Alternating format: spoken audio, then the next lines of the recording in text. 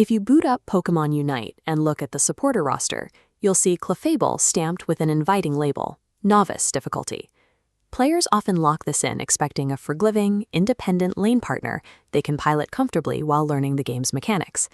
But look at the internal stats, and you'll find Clefable possesses the lowest overall durability of any supporter in the game. Combine that fragility with a melee attack range, and the risk becomes clear.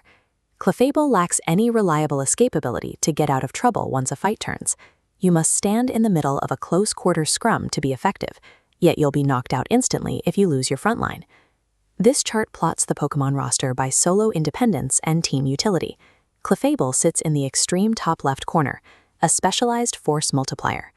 Occupying this specific zone means trading away personal offensive power and mobility to dictate the entire pace of a teamfight.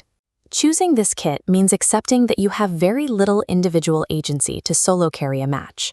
Success depends entirely on reading the draft and understanding the specific trade-offs of your level-up choices.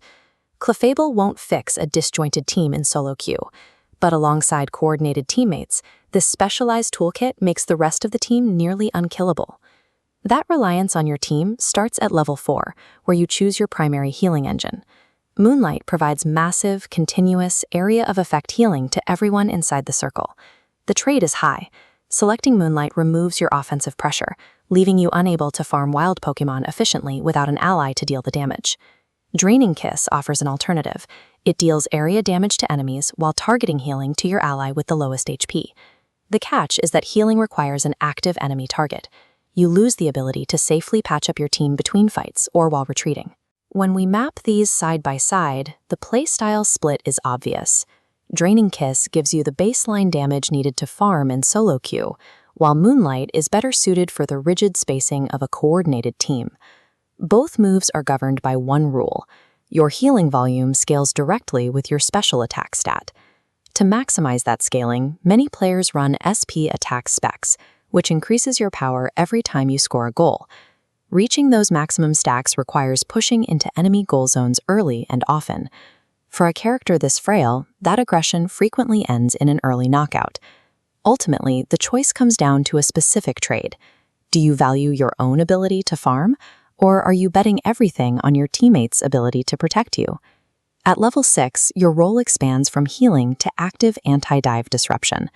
Gravity creates a zone that grounds enemies, blocking their dash moves and stunning anyone who tries to quickly cross the border. You can follow this tree to evaluate the enemy draft. If the opposing team relies on mobile speedsters, take the top branch and select Gravity. However, Gravity is localized. It offers no protection against stationary, ranged attackers who deal damage from outside the circle. Facing teams that prefer ranged combat requires a pivot to Follow Me. This move forces enemy attention onto Clefable, pulling them towards you while providing a temporary shield. The danger here is that you are pulling concentrated burst damage onto the frailest supporter in the roster. Follow Me only works if an ally is ready to capitalize on the distraction immediately, before your shield is shredded. This slot is a reaction test. Picking the wrong hindrance for the enemy's composition renders you functionally useless in a teamfight. Then there is the RNG of Clefable's Unite move, Wonder Wish. The base effect is reliable, a massive area heal that scales higher based on how much HP your allies have already lost. The catch is the secondary offensive move granted immediately after, which is chosen entirely at random. The move pool ranges from exactly 0 damage for block up to over 17,000 for a lucky hyper beam.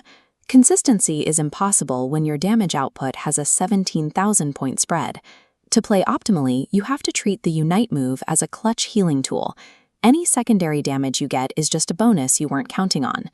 Clefable is an anti-dive anchor that trades one-on-one combat for total control over enemy positioning. Deciding if this license is worth the clines requires looking at how you actually spend your time in-game. The ideal pilot is the coordinated duo or trio player who communicates with their frontline. If your goal is to queue up solo and outdamage the lobby, you are looking at the wrong license. The duo player succeeds because pairing Moonlight and Gravity with an aggressive all-rounder creates a frontline that refuses to die.